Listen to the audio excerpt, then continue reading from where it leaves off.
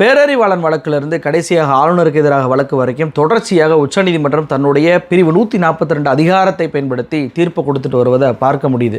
இப்படி பிரிவு 142 அவங்க பயன்படுத்த வைக்கிறாங்க அப்படின்னா நாம் ஆர்டிகிள் 32 உச்சநீதிமன்றத்தை பயன்படுத்த வச்சு தமிழ்நாடு அரசுக்கு எதிராக ஒரு உத்தரவை வாங்கிடலாம் அப்படின்னு சொல்லி ஒரு நப்பாசையில் உச்சநீதிமன்ற வழக்கறிஞரும் தமிழ்நாடு பிஜேபியுடைய லீகல் செல் மாநில துணைத் தலைவராக இருக்கக்கூடிய ஜிஎஸ் மணி உச்சநீதிமன்றத்தில் ஒரு மனு தாக்கல் பண்றாரு. இந்த மனு என்பது யாருக்கு கீழே விசாரணைக்கு வருது அப்படின்னா ஜேபி பாட்டிவாலா ஆர் மகாதேவன் நீதியரசர்கள் கீழே வருது. இந்த நீதியரசர்கள் யாரும் தெரியுதா? ஆளுநர் ரவிக்கு எதிராக தீர்ப்பை கொடுத்து ஒட்டுமொத்த ஆளுநர்களையுமே இன்றைக்கு கட்டுப்படுத்திய ஒரு மிகச்சிறப்பான தீர்ப்பை வழங்கிய நீதிபதிகள் தான். இந்த நீதிபதிகள் கிட்ட இவர் அந்த மனுவில் என்ன சொல்லியிருக்கிறார் அப்படின்னா, ஒன்றிய அரசு கொண்டு வந்த என்இபி அதே போல மும்மொழி கொள்கை இது ரெண்டையுமே இவங்க செயல்படுத்தாதனால பார்த்தீங்கன்னா பொது நலனுக்கும் மக்களுடைய ரைட் டு எஜுகேஷனையும் அது பாதிக்குது.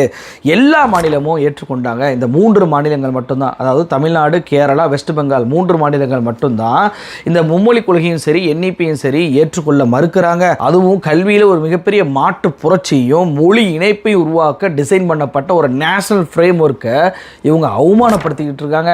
அரசியலமைப்பு சட்டப்படி என்இபியை செயல்படுத்துவது ஒரு மாநில அரசுடைய கடமை. அரசியலமைப்பு சட்டப்படி இலவச கல்வி என்பது ஒரு அடிப்படை உரிமை. இந்த மாநிலங்கள் எல்லாம் என்இபியும் மும்மொழி கொள்கையும் ஏற்றுக்கொள்ளாதனால பள்ளி மாணவர்களுடைய அந்த அடிப்படை உரிமையான இலவச கல்வியை இவங்க மீறுறாங்க. எனவே உச்சநீதிமன்றம் தலையிட்டு இந்த 3 மாநிலங்களிலுமே என்இபியும் மும்மொழி கொள்கையும் செயல்படுத்தணும் அப்படின்றதான் இவர் தாக்கல் பண்ண மனுவில் இருக்கக்கூடிய செய்தி. அதாவது மும்மொழி கொள்கை என்பது தமிழ்நாட்டில் மட்டும்தான் இல்லை, மேற்கு வங்கத்திலும் கேரளாலையும் ஆல்ரெடி இருக்கு என்பது தெரியாமலேயே இவர் ஒரு மனுவை தாக்கல் பண்ணியிருக்கிறார். இந்த மனுவை தாக்கல் பண்ண உடனே நீதிபதிகள் இந்த மனுவை பார்த்த உடனே யார் அந்த மனு தாக்கல் பண்ணது, யார் அப்பியர் ஆகுது அப்படின்னு சொல்லி கேட்குறாங்க. உடனே இந்த ஜிஎஸ் பண்ணி போய் நிற்கிறாரு. நீங்கள் யார், உங்களுக்கு எப்படி இந்த என்இபியால் பாதிப்பு வந்துச்சு சொல்லுங்க அப்படின்னு சொல்லி கேட்ட உடனேயே இந்த ஜிஎஸ் பண்ணி என்ன சொல்கிறாரு, நான் தமிழ்நாட்டுக்காரங்க, இப்போ நான் டெல்லியில் வச்சுக்கிட்டு இருக்கேன், ஆனால் தமிழ்நாட்டில் என்இபியும் மும்மொழி கொள்கையும் செயல்படுத்தாதனால பார்த்தீங்கன்னா என்னால் இந்தியை கற்றுக்கிற முடியாமல் போயிருச்சு அப்படின்னு சொல்லி ஒரு பேசுகிறாரு. உடனே குறுக்கிட்ட ஜேபி பாட்டிவாலா நீதிபதி அவர்களே கேட்குறாருன்னா, சரி இப்போ டெல்லியில் தானே இருக்கீங்க, ஹிந்தியை கற்றுக்க வேண்டியதானே அப்படின்னு சொல்லி கேட்குறாரு. பதிலே இல்லை. அதாவது எந்த வழக்கு வந்து ஒரு 1 மணி நேரம் 2 மணி நேரம் போகிறதெல்லாம் நீங்கள் பார்த்துருப்பீங்க. விவாதங்கள் அவ்வளவு நடக்கும் நீதிபதிகளுக்கும் வழக்கறிஞருக்கும். ஆனால் 2 கேள்வியில் ஒரு வழக்கே முடிச்சு வச்சதை பார்த்துருக்கீங்களா? 2 கேள்வி தான் கேட்டார். அந்த 2 கேள்விக்கு ஒழுங்காக பதில் சொல்லாதனால நீதிபதி என்ன தீர்ப்பு கொடுக்குறாரு அப்படின்னா, என்இபி 2020 ஒரு மாநிலம் ஏற்றுக்கொள்ளணுமா வேண்டாமா அப்படின்றது ஒரு சிக்கலான பிரச்சனை. ஆர்டிகிள் 32 படி மக்களுடைய உரிமைகள் பாதுகாக்கப்படுவதை உறுதி செய்வதற்கான உத்தரவுகளை எங்களால் போட முடியும். ஆனால் ஆர்டிகிள் 32 படி என்இபி ஏற்றுக்கொள்ளணும் அப்படின்னு சொல்லி மாநிலங்களை நிர்பந்திக்க எங்களால் முடியாது. ஆனால் தேசிய கல்விக் கொள்கையை ஒரு மாநிலம் செயல்படுத்தாதனாலேயோ இல்லை செயல்படுத்துறதுனாலையோ மக்களுடைய அடிப்படை உரிமை பாதிக்கப்பட்டுச்சு அப்படின்னா நாங்கள் அதில் தலையிடலாம். ஆனால் இந்த மனு மூலமாக நான் அதில் தலையிட விரும்பலை. ஏன்னா இந்த மனுவுக்கும் மனுதாரருக்கும் அவர் சொல்கிற காரணத்துக்கும் சம்பந்தமே இல்லாததாக நாங்கள் உணர்றோம். ஏன்னா அவர் தமிழ்நாட்டுக்காரராக சொன்னாலுமே டெல்லியில் இருப்பதாக வசிப்பதாக இவர் சொல்கிறாரு. இவர் டெல்லியில் இருப்பதனாலே இவரும் இவருடைய குழந்தைகளும் ஹிந்தி கற்றுக்கிற முடியும் அப்படின்ற வாய்ப்பு இருப்பதனால இந்த மனுவை நாங்கள் தள்ளுபடி பண்ணுறோம் அப்படின்னு சொல்லி தள்ளுபடி பண்ணிட்டாங்க இந்த நீதிபதிகள். அப்போது ஆரம்பித்த உடனேயே 2 கேள்வியில் இந்த வழக்கு என்பது தள்ளுபடி பண்ணப்பட்டுருச்சு. ஆனால் இதில் ஒரு முக்கியமான ஒரு விஷயத்தை நம்ம கவனிக்கணும். இதுதான் பிஜேபி அம்பலப்படுத்துறது.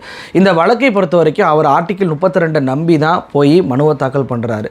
உச்சநீதிமன்றமே ஆர்டிகிள் 32 பயன்படுத்தி எங்களால் இந்த விஷயத்தில் தலையிட முடியாதுன்னு சொல்கிறாங்க. அப்போ ஆர்டிகிள் 32 என்ன சொல்லுது அப்படின்றத ஃபஸ்ட்டு நம்ம தெரிஞ்சுக்கலாம்.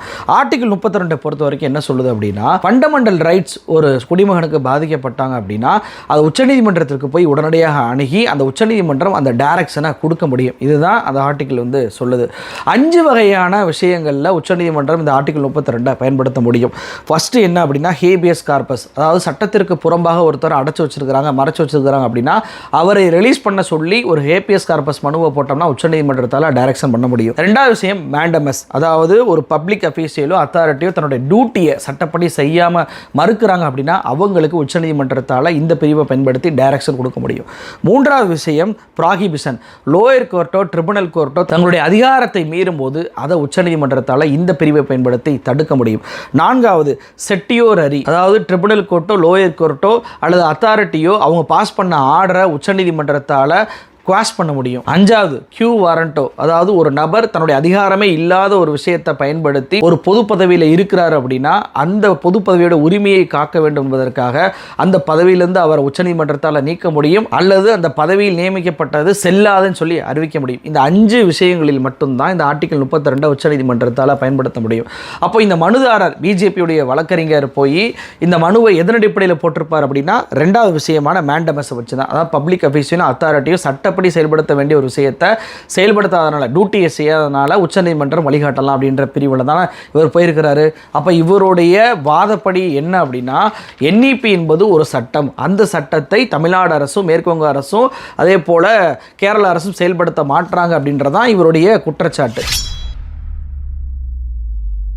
ஏன்னா தேசிய பாஜகவும் சரி உள்ளூர் பாஜக வரைக்கும் சரி எல்லாருமே சொல்லக்கூடிய ஒரு விஷயம் என்ன அப்படின்னா, என்இபி என்பது ஒரு சட்டம் அப்படின்றதான். ஏன் ஒன்றிய கல்வித்துறை அமைச்சராக இருக்கக்கூடிய தர்மேந்திர பிரதானே ஆரம்பத்திலிருந்து நிதி நம்மளுக்கு கொடுப்பதை மறுப்பதிலிருந்து கடைசியாக காசி தமிழ்ச்சங்கம் வாரணாசியில் 2025 பிப்ரவரி மாதம் நடந்துச்சு, அது வரைக்குமே இவர் என்ன சொன்னார் அப்படின்னா, தமிழ்நாடுனால தான் ஃபண்டு நிறுத்தப்பட்டுக்கிட்டு இருக்கு, ஒவ்வொரு மாநிலமும் அரசியலமைப்பு சட்டப்படி தான் கட்டுப்பட்டு நடக்க வேண்டும், அரசியலமைப்பு சட்டத்தை மீறி இவங்களால எதுவும் நடக்க முடியாது, மேலாளர்கள் அப்படின்னு சொல்ல நினைக்கக்கூடாது, என்இபி ஏற்றுக்கொள்ளணும் அப்படின்றதான் இவருடைய வாதம். இவருடைய வாதம் மட்டுமல்ல, மோடியிலிருந்து உள்ளூர் பாஜக தலைவராக இருந்த அண்ணாமலைக்கு வரைக்கும் இது ஒரு அரசியலமைப்பு சட்டம், அரசியலமைப்பு சட்டத்தை மாநிலம் ஏற்றுக்கொள்ளணும், அரசியலமைப்பு சட்டத்தை மீறி நீங்கள் செயல்படக்கூடாது, இது ஒரு அரசியலமைப்பு சட்டமாக அவங்க நினைக்கிறதுனால தான் நிதியை நிறுத்துறாங்க, இது ஒரு அரசியலமைப்பு சட்டமாக அவங்க நினைக்கிறதுனால தான் எம்ஓயூவில் சைன் பண்ண சொல்லி நம்மளை நிர்பந்தம் பண்ணுறாங்க, அதனால தான் பிஎம் சரி ஸ்கூலையும் ஏற்றுக்குங்க அப்படின்னு சொல்லி நம்மளை கட்டாயப்படுத்துகிறாங்க. ஆனால் உச்சநீதிமன்றம் தன்னுடைய தீர்ப்பில் மிக தெளிவாக என்ன சொல்லிடுச்சு அப்படின்னா, என்இபி என்பது ஒரு பாலிசி மட்டும்தான், அதை எங்களால் நிர்பந்தம் பண்ண முடியாது, ஏன்னா அது சட்டம் கிடையாது அப்படின்னு சொல்லிட்டாங்க. ஆர்டிகல் 32 பயன்படுத்தினாவே என்ன அர்த்தம், அது ஒரு சட்டம் கிடையாது அப்படின்றது அர்த்தம். இது பிஜேபி, இந்த பிஜேபியோடைய வழக்கறிஞர்னால முதல் விஷயம் அம்பலமாச்சா. 2வது விஷயம் என்ன அப்படின்னா, மும்மொழி அப்படின்னாவே எந்த மொழியை நீங்கள் படிக்கலாம், எந்த ஒரு மொழியும் மாணவர்கள் விரும்புவதை படிக்க விடுங்க, அறிவு வளரும் அப்படிச்செல்லாம் சொல்லிக்கிட்டு இருந்தாங்க. ஆனால் இந்த பெட்டிஷன் மூலமாக மும்மொழி என்றாலே 3வது மொழி ஹிந்தி தான், அந்த ஹிந்தியை எங்களை படிக்க விடாமல் தடுத்துட்டாங்க அப்படின்னு சொல்லி இவர் ஒரு வழக்கை போட்டு இந்த வழக்குனாலே 3வது மொழியாக ஹிந்தி மட்டும்தான் சொல்லித்தரப்படும் என்பதை உறுதி செஞ்சுட்டார்.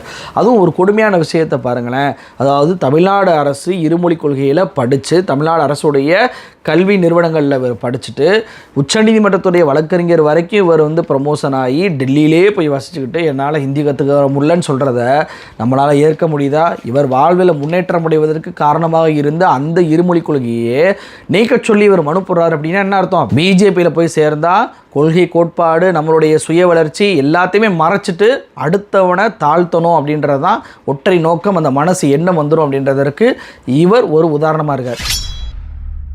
சரி, இப்படி ஒரு தீர்ப்பை வாங்கினதுனால 3 மாநிலங்களுக்கு ஒரு மிகப்பெரிய ஒரு விடியல் ஏற்பட்டுச்சுன்னு சொன்னல. அது என்னன்னா, ஃபஸ்ட்டு தமிழ்நாடு, நாம் என்இபி ஏற்றுக்கொள்ள முடியாதுன்னு சொல்கிறோம். இப்போ உச்சநீதிமன்றத்துடைய உத்தரவு மூலமாக நாம் சொல்கிற வைக்க வாதம் எல்லாமே சரிதான் அப்படின்றது மக்கள் மன்றத்தில் இன்னைக்கு தெளிவாயிருச்சா.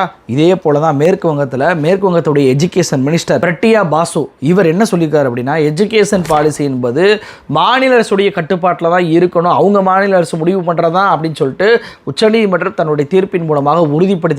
மாநில அரசுடைய முடிவை அங்கீகாரம் பண்ணிட்டாங்க அப்படின்னு சொல்லி ஒரு பதிவை போட்டிருக்கிறாரு. அதே போல் அந்த மாநிலத்தில் அந்த கல்வியை வடிவமைக்கக்கூடிய ஸ்டேட் கமிட்டி அதில் இருக்கக்கூடிய ஜாத்பூர் பல்கலைக்கழகமும் அதே போல் கல்கத்தா பல்கலைக்கழகத்துடைய முன்னாள் துணைவேந்தரான சுரஞ்சன் தாஸ் இவர் இதை வரவேற்று பேசியிருக்கிறார். ஆல் இந்தியா சேவ் எஜுகேஷன் கமிட்டியுடைய ஜெனரல் செக்ரட்டரியான தருண் காந்தி நஸ்கர் இதை வரவேற்றிருக்கிறார். West Bengal college and university teachers அசோசியேஷனுடைய ஜெனரல் செக்ரட்டரியான கேசவ் பட்டாச்சாரியா இதை வரவேற்றிருக்கிறார். அப்போது தமிழ்நாட்டில் எப்படி என்இபி வேணும், அப்போ தான் மாணவர்களுக்கு அது ஒரு வளர்ச்சியாகும், அதுதான் மிகச்சிறந்த ஒரு கல்வி முறை அப்படின்னு சொல்லி பிரச்சாரம் பண்ணாங்களோ, அதே போல தான் மேற்கு வங்கத்திலையும் அங்கே இருக்கக்கூடிய உள்ளூர் பாஜகவினர் பிரச்சாரம் பண்ணி மக்களை மூல செலவை பண்ணியிருப்பாங்க. ஆனால் இந்த தீர்ப்பின் மூலமாக, இந்த பாஜக வழக்கறிஞர்னால கிடைத்த தீர்ப்பின் மூலமாக என்ன ஆயிடுச்சு அப்படின்னா, அங்கே மம்தா பானர்ஜி சொன்னது தான் சரி, மாநில அரசு தான் முடிவெடுக்கக்கூடிய அதிகாரத்தில் இருக்குது, மாநில அரசு எடுத்த அதிகாரம் சரி என்று உச்ச நீதிமன்றமே சொல்லிருச்சுப்பா, பிஜேபி சொல்கிறத நம்ப தேவையில்லை அப்படின்ற ஒரு விஷயம் இன்னைக்கு மேற்கு வங்க மக்கள் மன்றத்தில் போய் சேர்ந்துருச்சு அப்படின்னே சொல்லலாம். மேற்கு வங்க மட்டுமல்ல, கேரளாவை பொறுத்த வரைக்கும் பார்த்தீங்கன்னா அங்கேயுமே நம்மளை போலவே நம்மளுக்கு எப்படி 2152 கோடி, அவங்களுக்கு 1500 கோடியே நிறுத்தி வச்சிருக்கிறாங்க. அந்த கேரளாவை பொறுத்த வரைக்கும் அவங்க ஏற்கனவே மும்மொழி கொள்கை இருக்குது. என்இபிஐ சார்ந்த நிறைய விஷயங்களை ஆல்ரெடி அமல்படுத்திட்டு தான் இருக்கிறாங்க. ஆனால் பிஎம் ஸ்ரீ அப்படின்ற பேரை ஸ்கூலுக்கு முன்னாடி போட முடியாது அப்படின்றதான் தொடர்ச்சியாக கேரளா வந்து இதை ஏற்றுக்கொள்ளாமல் இருக்கிறாங்க. பஞ்சாப்பும் இதே மாதிரி தான் பண்ணாங்க. 515 கோடியை நிப்பாட்டின உடனே பார்த்தீங்கன்னா 2 மாதத்தில் பஞ்சாப் சரண்டர் ஆயிருச்சு. அதாவது அங்கே ஸ்கூலில் இருக்கக்கூடிய 233 அரசாங்க பள்ளி, அரசாங்கம் கட்டிய ஸ்கூலில் முன்னாடி இந்த ஸ்கூலுக்கு பேருக்கு முன்னாடி பிஎம் ஸ்ரீ அப்படின்னு சொல்லி போட்டு மோடி தன்னுடைய லேபிளை ஒட்டிக்கிட்டாரு. வெறும் 515 கோடியை வச்சு மிரட்டின உடனே நம்ம அண்ணாமலையெல்லாம் சொன்னார்ல, பிஎம் ஸ்ரீ அப்படின்னா வெறும் பேருக்கு முன்னாடி பிஎம் ஸ்ரீன்ற ப்ரிஃபிக்ஸை மட்டும் நாங்கள் போட மாட்டோங்க அப்படிலாம் சொன்னார்ல. அவர் சொன்னதெல்லாம் போய் பஞ்சாப்லேயே அவங்க ஸ்கூல்லையே இன்னைக்கு பிஎம் ஸ்ரீ அப்படின்ற பேரை அரசு ஸ்கூலில் 233 ஸ்கூலில் ஒட்டக்கூடிய நிர்பந்தம் என்பது அவங்களுக்கு ஏற்பட்டுச்சு. அப்போ கேரளாவுமே இதில் சரிஞ்சிருமோ அப்படின்ற பயம் இருந்துச்சு. ஏன்னா கடந்த 3/5/2025 பார்த்தீங்க அப்படின்னா ஒன்றிய கல்வி அமைச்சரான தர்மேந்திர பிரதான மாநிலத்துடைய கல்வி அமைச்சராக இருக்கக்கூடிய சிவன்குட்டி சந்தித்து பேசினார். நான் எங்களுக்கு கொஞ்சம் டைம் கொடுங்க அப்படின்னு சொல்லி கேட்டிருந்தார். ஆனால் இப்போ இந்த தீர்ப்பின் மூலமாக கேரளா தன்னுடைய நிலைப்பாட்டை ஸ்ட்ராங்காக வைக்க முடியும். இப்படிலாம் என்இபியோ மும்மொழி கொள்கையோ அப்புறம் பிஎம் ஸ்ரீயோ ஏற்றுக்கொள்ள வேண்டிய தேவை என்பது மாநிலத்துக்கு கட்டாயம் கிடையாது அப்படின்ற தீர்ப்புனால இதையே அவங்களால ஒரு வாதமாக வைக்க முடியும். அப்போ கேரளாவும் இதில் வந்து பெனிஃபிட் ஆயிடுச்சா? எதிர்க்கட்சிகள் ஆளக்கூடிய மாநிலம் மட்டுமல்ல, ஆளும் கட்சியாக இருக்கக்கூடிய மாநிலமான மகாராஷ்டிரா, அந்த மாநிலத்தில் சமீபத்தில் தான் என்இபியை செயல்படுத்தினாங்க. அதில் மிகப்பெரிய ஒரு எதிர்ப்பு என்பது கிளம்புச்சு. ஹிந்தி பேசக்கூடிய மாணவர்களையும் ஹிந்தி பேசக்கூடிய மக்களையும் அடித்ததெல்லாம் நம்ம பார்த்தோம். அப்போது இந்த தீர்ப்பின் மூலமாக அங்கே என்ன ஆயிடுச்சு அப்படின்னா, அந்த மாநில அரசு இதுவரைக்கும் சொல்லி கொண்டிருந்த என்இபி என்பது ஒரு சட்டம், அதை நம்ம ஏற்றுக்கொள்ளணும், ஒன்றிய அரசு ஏற்றுக்கொண்டு தான் நடக்கணும் அப்படின்னு சொன்னது அம்பலப்பட்டு போயிருச்சு. ஒரு மாநில அரசு எந்த முடிவையும் எடுக்கலாம், மாநில அரசின் முடிவு தான் அப்படின்னு சொல்லி உச்சநீதிமன்றம் கொடுத்த தீர்ப்பின் மூலமாக மாநில அரசு தான் இந்தியை திணித்து கொண்டிருக்கிறது, மாநில அரசு தான் என்இபியை திணித்து இந்தியை கட்டாயமாக்கி இருக்கிறது அப்படின்றது அங்கே இருக்கக்கூடிய லோக்கல் பாலிடி செய்யக்கூடிய கட்சிகளுக்கு இந்நேரம் போய் சேர்ந்திருக்கும். அப்போ ஒட்டுமொத்தமாக எப்படி ஆளுநர் தீர்ப்பை வந்து முதலமைச்சர் வாங்கினாரோ அதே மாதிரியே என்இபி ஏற்றுக்கொள்ளாத ஒட்டுமொத்த மாநிலங்களுக்குமே ஒரு விடிவு காலத்தை நம்ம ஜிஎஸ் மணி அவர்கள் ஏற்படுத்தி கொடுத்துட்டாரு. அதற்காக முதல்ல அவருக்கு ஒரு நன்றியை சொல்லிடலாம். நன்றி. சரி, இதில் இப்போ உச்சநீதிமன்றத்திற்கு மறுபடியும் முதலமைச்சர் ஸ்டாலின் அவர்கள் போவதற்கு ஒரு வழியை ஏற்படுத்தி கொடுத்துட்டாருன்னு சொன்னல, அது என்னன்னு சொல்லி பார்த்துடலாம். அதாவது நமக்கெல்லாம் தெரியும், டெல்லியில் சமீபத்தில் என்சிஆர்டி ஒரு கூட்டம் நடந்துச்சு. அதில் தமிழ்நாடு மிக தெளிவாகவே அந்த கூட்டத்தில் போய் கலந்துக்கிட்டு எதிர்ப்பு என்பதை தெரிவித்தாங்க. இந்த புத்தகத்தின் மூலமாக நீங்கள் இந்திய சமஸ்கிருதத்தை திணிக்கிறீங்க, எங்களால் இதை ஏற்றுக்கொள்ள முடியாது அப்படின்னு சொல்லியிருந்தாங்க. கேரளாவுமே தன்னுடைய எதிர்ப்பை தெரிவிச்சிருந்தாங்க. என்ன தெரிவிச்சிருந்தாங்க அப்படின்னா, நீங்கள் இந்த புத்தகத்தின் மூலமாக கல்வியை காவியமயமாக்குறீங்க, இதை ஏற்றுக்கொள்ள முடியாதுன்னாங்க. இந்த விஷயத்தில் தமிழ்நாடு எதிர்ப்பு தெரிவிச்சுட்டு வர்றதுனால நாங்கள் தமிழ்நாடு அரசோடு இதில் சேர்ந்து உச்சநீதிமன்றத்தில் ஒரு வழக்கு போடுவதற்கான ஒரு முயற்சியை ஆராய்ந்து கொண்டு வருவதாக அந்த கல்வி அமைச்சரான சிவன்குட்டி அவர்கள் மிக தெளிவாக சொல்லியிருந்தார்.